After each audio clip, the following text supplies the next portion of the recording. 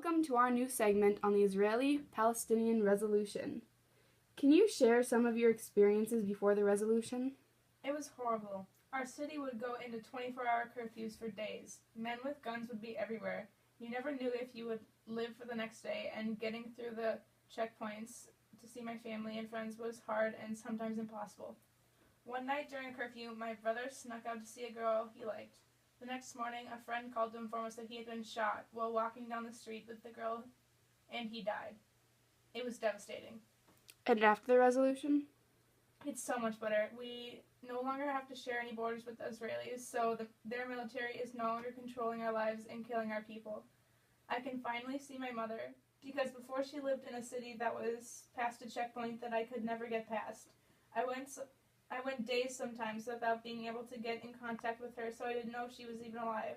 There is no more unnecessary violence, and we can go to our holy spots in Jerusalem without any trouble.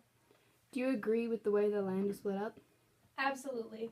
Us Palestinians finally have our own land without people constantly trying to take it from us, and our refugees can finally come to a place they can call home and be with the families they were forced to leave.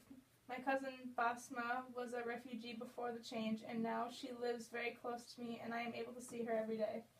And how do you feel about the new country, Lartuen? I feel much safer that now that not only is there land between Palestine and Israel, but also because the UN troops are there and have control over things. Obviously, I wish I didn't need a passport to get in Jerusalem, but the borders are much easier than the checkpoints were, and it also ensures that our sacred lands won't be destroyed from the conflict.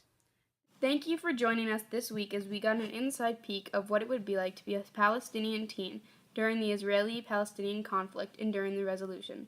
Come back next week to see the Israeli perspective.